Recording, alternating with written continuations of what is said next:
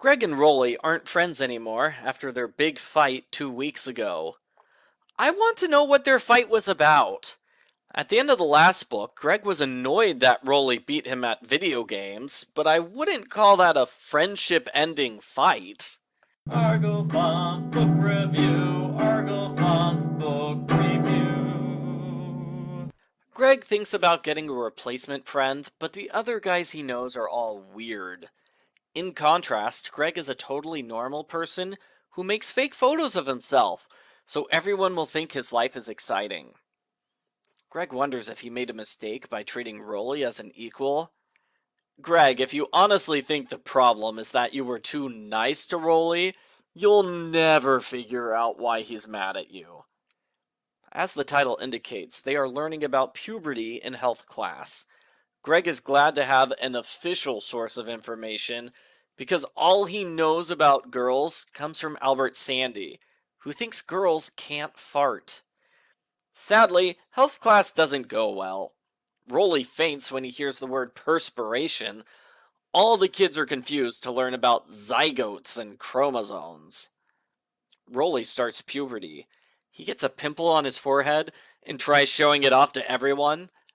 Greg does the world a favor by convincing Rowley to stop, through an anonymous note because Greg's not talking to Rowley. Greg realizes he is growing up too. He used to be the cute kid in the family, until his brother Manny came along. Now Greg is the awkward, boring kid. This point is driven home when he completely fails an audition to be a cute spokesmodel for Peachy Breeze ice cream. After Greg plays in the sewer, he smells so bad, Mom thinks it's time for him to start wearing deodorant. He's not the only one. The other boys in class smell so bad that a teacher complains. The boys are told they have to shower after PE, but they don't want to. They get their hair wet so it looks like they showered. Now they're wet and smelly. A gross combination. In real life, the middle schoolers in my town discovered body spray. They use so much body spray that it smells worse than their stinky sweat. I tried it out myself, and it is true. The middle schoolers picked the most disgusting smelling body spray. My wife gagged so badly that she made me throw it out. Mom decides to take some adult classes, so Dad and the boys will have to take care of themselves in the evenings. This is a huge disaster. Dad can't help with homework because he knows even less about math than Greg does. Roderick ruins the food by accident when he forgets to take off the plastic wrap before cooking. Roderick gives Greg bad food as a prank, and he writes mean notes on Greg's lunches. So really, Roderick's the one who messes everything up. If it wasn't for him, they would probably be fine without Mom. Greg puts socks on the TV to remind himself to take out the recycling. Greg doesn't understand why Dad would not want dirty socks blocking the TV. Greg has a hard time adjusting when Dad stops waking him up in the mornings. He gets so tired in school, he accidentally sets off the fire alarm. Greg is upset when Dad takes him away from the cute kitty dentist to the scary older dentist. Greg bites the dentist by accident. The dentist forces Greg to get headgear. He doesn't like it, so he quickly gives up on it.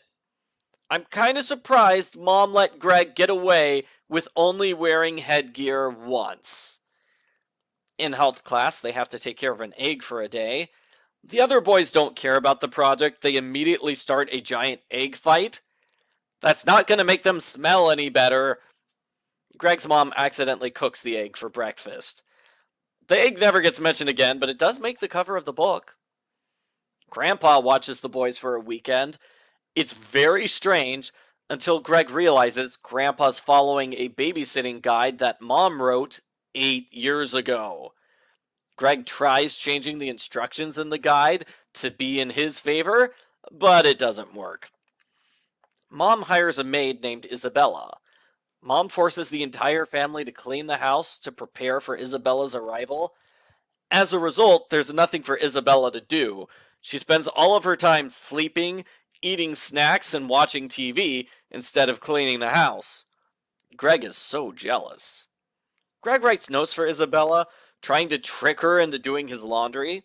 She writes notes back, pretending not to know what he wants. Isabella is eventually fired when Mom catches her throwing a TV watching party in their house. There's a fairly long segment where the school has a lock-in. The teachers steal everyone's phones and force them to play boring games like funny nicknames and take pictures. Greg's team takes a picture of Tyson's arm, but the teachers think it's a picture of Tyson's butt, so Greg's team gets in big trouble. At the end of the night, the boys fart so much that the teachers have to get involved, which only encourages the boys to make more fart jokes. These middle schoolers might be getting older, but they are clearly not getting more mature. Greg's Uncle Gary is getting married for the 4th time. My favorite joke of the book is when Uncle Gary changes the love tattoo that he got for his old wife, because that's cheaper than getting the tattoo removed.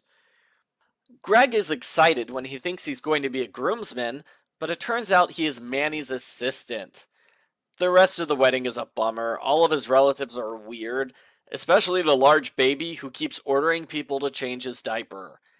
Greg suspects Uncle John got married just to avoid having to stay with the other bachelors.